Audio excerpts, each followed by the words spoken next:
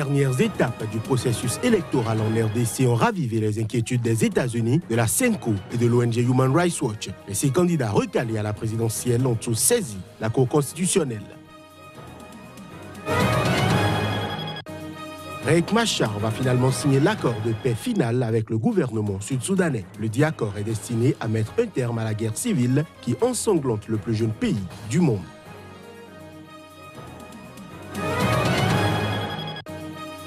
Enfin, le Premier ministre Justin Trudeau a promis de défendre le secteur laitier canadien dans la renégociation du traité de libre-échange nord-américain. Il ne signera un accord que s'il est bon pour le Canada.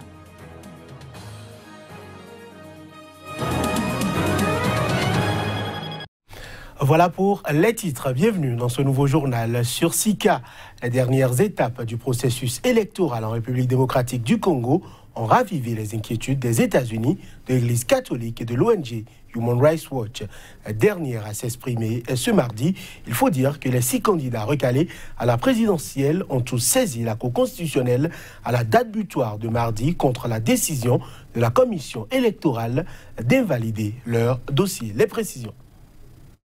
Profondément inquiet de la décision prise par la commission électorale le 24 août de disqualifier certains candidats d'opposition à l'élection présidentielle pour ce qui apparaît être des raisons politiques, a déclaré lundi l'ambassadrice américaine aux Nations Unies, Nikki Haley. Les dossiers de 6 candidats à la présidentielle sur 25, dont les chefs de guerre Jean-Pierre Bemba, ont été jugés irrecevables. Les 6 ont saisi la Cour constitutionnelle. L'ambassadrice des États-Unis a aussi jugé troublant le fait que le président Joseph Kabila et la commission électorale refusent toute aide extérieure pour la logistique des élections prévues le 23 décembre. Nous respectons la RDC en tant qu'État membre souverain des Nations Unies, mais cela ne peut qu'éveiller des soupçons lorsque le gouvernement congolais refuse l'aide qui aiderait à matérialiser des élections libres, équitables et crédibles, a déclaré Haley.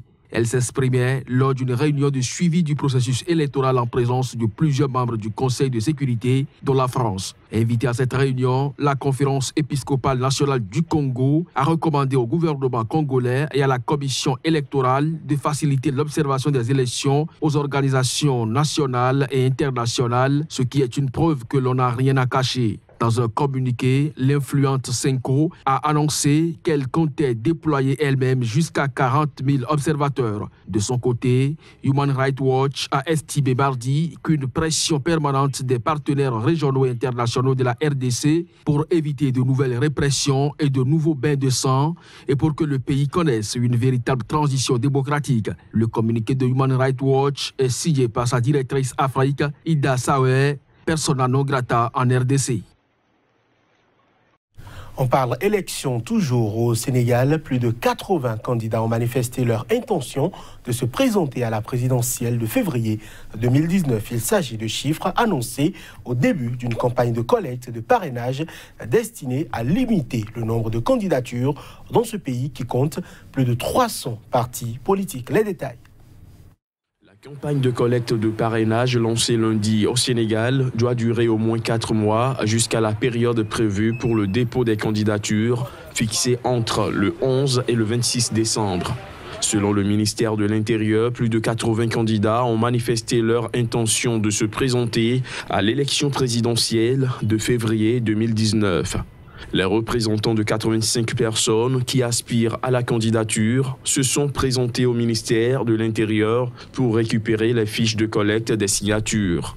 Une loi votée en avril impose dorénavant à tous les candidats et non plus uniquement à ceux de la société civile de recueillir le parrainage de 0,8% à 1% du corps électoral, soit environ 52 000 signatures réparties dans au moins 7 des 14 régions du pays, à raison de 2 000 par région au minimum. Le nouveau test vise officiellement à filtrer les candidats après une inflation des prétendants à différents scrutins, comme lors des législatives de juillet 2017, où les électeurs devaient choisir entre 47 listes. Outre les collectes de parrainage, les candidats à la présidentielle devront verser une caution de 30 millions de francs CFA. Un montant réduit de moitié par rapport aux 65 millions de francs CFA exigés pour la présidentielle de 2012. Je l'annonçais en titre, le chef rebelle sud-soudanais Riek Machar va finalement signer l'accord de paix final avec le gouvernement destiné à mettre un terme à la guerre civile qui ensanglante le plus jeune État du monde. L'annonce a été faite mardi à Khartoum par le médiateur soudanais. Plus tôt dans la journée, Riek Machar avait refusé de signer l'accord en exigeant que les réserves de l'opposition y soient intégrées, avait indiqué le médiateur, le ministre des Affaires étrangères soudanais Al-Dirdiri Ahmed, dont le pays parraine les pourparlers de paix au Soudan du Sud. Après d'intenses négociations menées par les médiateurs soudanais, Riek Machar a accepté de signer le document le jeudi 30 août, a dit ce même ministre en soirée aux journalistes à Khartoum. Ahmed a précisé que les réserves exprimées par le dirigeant rebelle seraient soumises à l'IGAD, l'Organisation des États d'Afrique de l'Est, qui œuvre depuis de longs mois à réactiver le processus de paix au Soudan du Sud. Après des semaines de négociations à Khartoum, au Soudan voisin, le président sud-soudanais Salva Kiir et son opposant Riek Machar étaient parvenus à signer en juillet et début août une série d'accords prévoyant notamment un cessez-le-feu permanent et un partage du pouvoir. Ces accords prévoyaient entre autres le retour de Machar, exilé depuis août 2016, pour occuper un des 5 postes de vice-président prévus dans un gouvernement d'unité nationale. Selon des responsables soudanais, les groupes rebelles émettent des réserves sur le gouvernement de transition proposé, le nombre d'États-provinces qui composeraient le pays et la formulation de la nouvelle constitution. Les observateurs soulignent que faire travailler ensemble à nouveau Salva Kiir et Riek Machar ne sera pas une mince affaire, leur coopération ayant toujours dans le passé abouti au chaos et au conflit.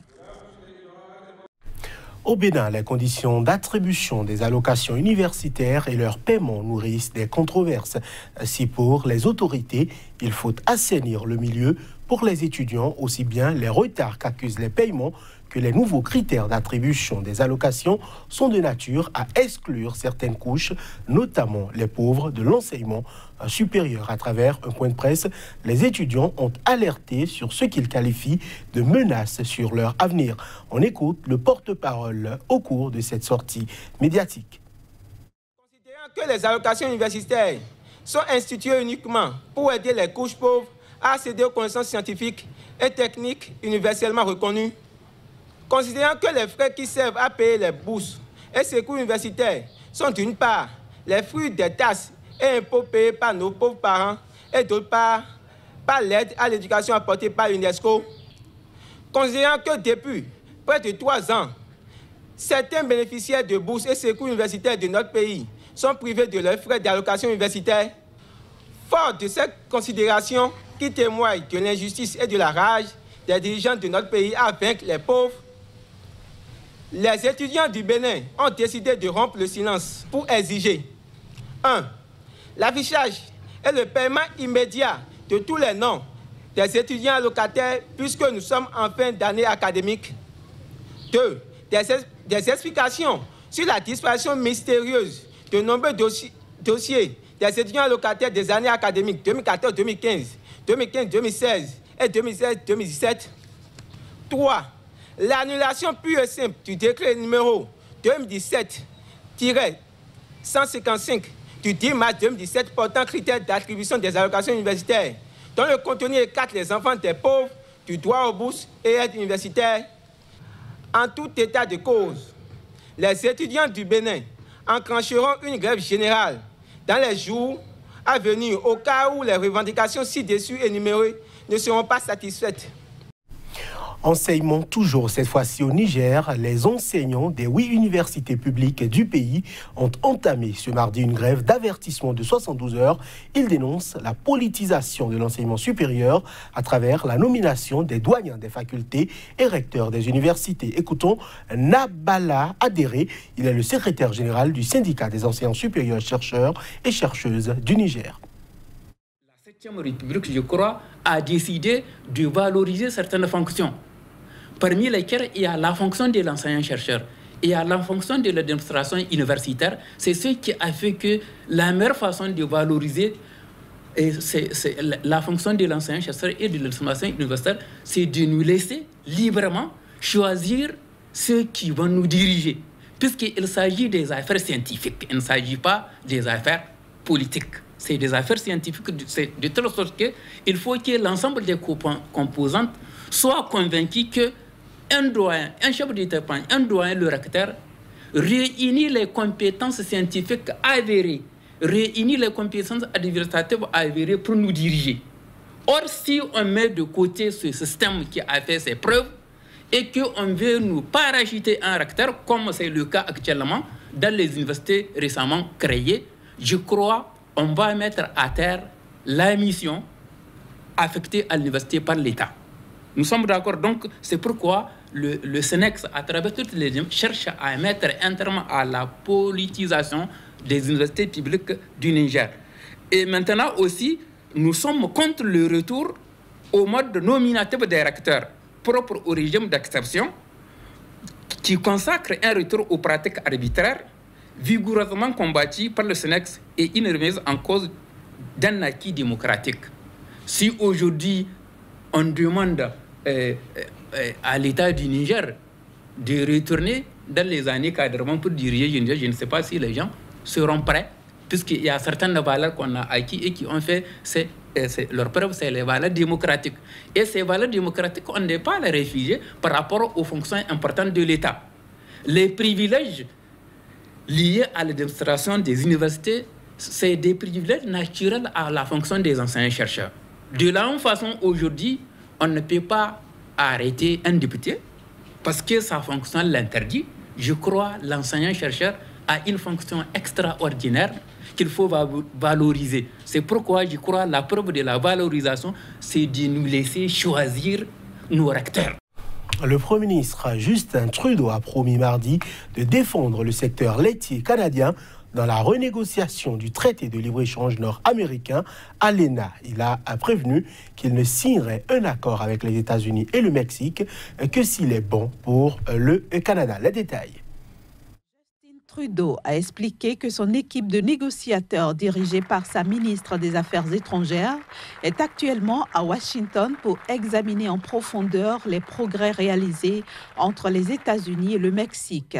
Il a notamment souligné des progrès très positifs, notamment dans l'automobile. Nous sommes présentement dans le processus de renégociation de l'ALENA avec nos voisins du Sud. Ça, vous ne saviez peut-être pas, là, mais... Et nous sommes déterminés à conclure un accord équitable pour toutes les parties concernées. Un accord moderne, à l'image de nos valeurs et à la hauteur de nos ambitions, qui profitera non seulement aux entreprises de chez nous, mais aussi aux travailleurs de la classe moyenne. Nous allons travailler de bonne foi, de façon constructive, présente, mais nous n'allons signer qu'un accord qui est bon pour le Canada, bon pour les Canadiens de la classe moyenne.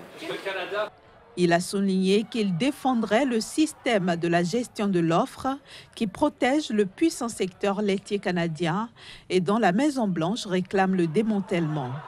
Chrystia Freeman, en charge de ce dossier ultra stratégique, a interrompu une tournée en Europe pour venir entamer des négociations après l'annonce par le président Donald Trump que le Mexique et les États-Unis avaient conclu un très bon accord.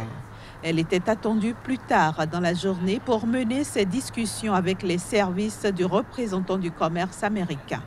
Justin Trudeau a également dépêché mardi à Washington, dans son équipe de négociateurs, son plus proche conseiller, Gerald Boots. Et ce sera tout pour cette édition. Merci de l'avoir suivi. Merci de nous rester fidèles. À très bientôt.